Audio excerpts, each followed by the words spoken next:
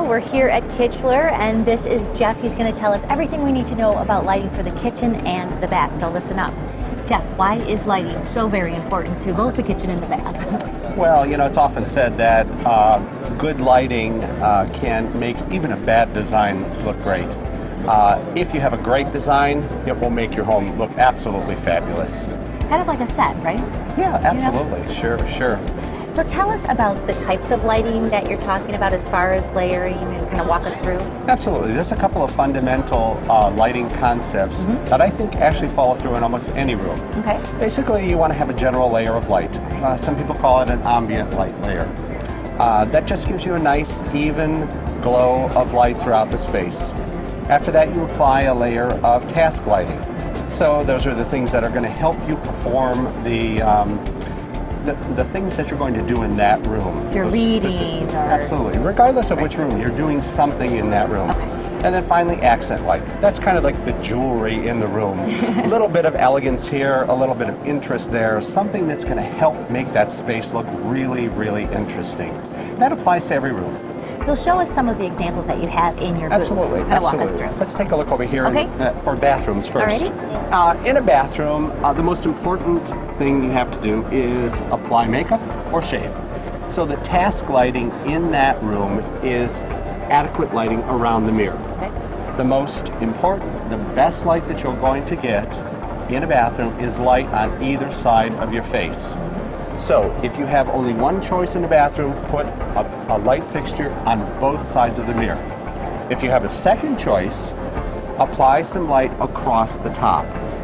The combination of a light on the left, a light on the right, and a little bit of light coming from the top is going to give you a lot of, is going to avoid any of the shadowing, it's going to avoid any of the imperfections that you might find in your face. As far as general lighting is concerned, usually a light in the center of the room. Sometimes this light becomes the general light if, in fact, it's a small enough bathroom.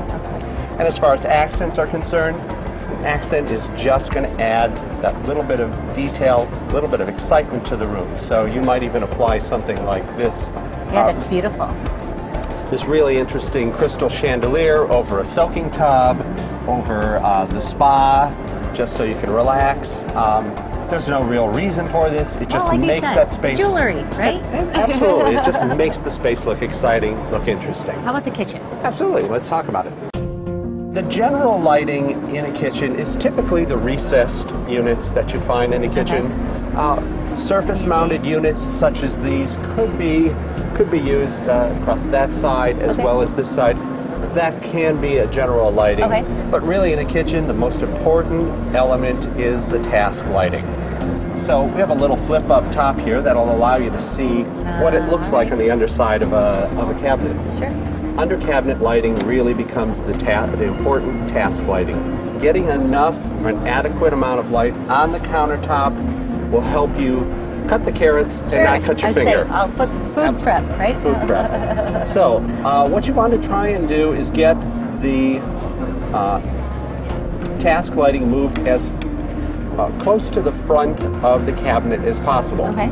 Because you're working out at this surface. Now, a lot of people will put the lighting fixture to the back.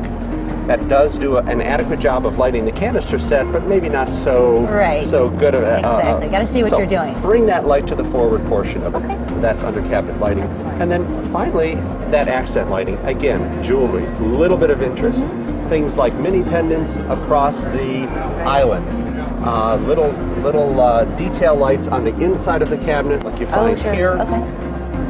Even if there's a cove in the space, the cove lighting can be used as a little bit of an accent.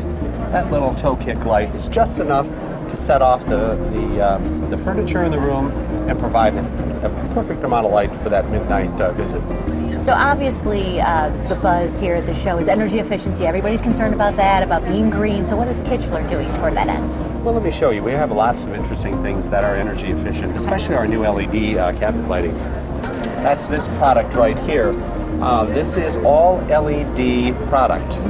What's wonderful about the LED is it really saves huge amounts of energy. You'll probably use kitchen lighting more than any other lighting in the home. True. So if you're going to make a decision on where to place energy efficient lighting, where to spend a little bit more for that energy efficient lighting, you want to do it in the kitchen. Typically, this type of under cabinet product generally is operating between 5 and 7 hours an evening. So when you're consuming that amount of electricity to light a space, you really want it to be energy efficient. LED is a great option. Okay. Fluorescent can be a good option. Some people have a little bit of an objection to fluorescent, but I think that's only because of an inappropriately selected lamp.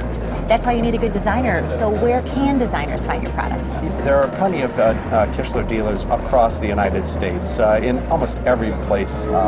So I think the best way is to go to our website at kichler.com, put in your zip code, and it'll give you a number of different options for selecting a dealer or distributor in your area. Well, Jeff, thank you so much. We really appreciate the time you spent with us. We learned a lot about lighting, light layering, and energy efficiency.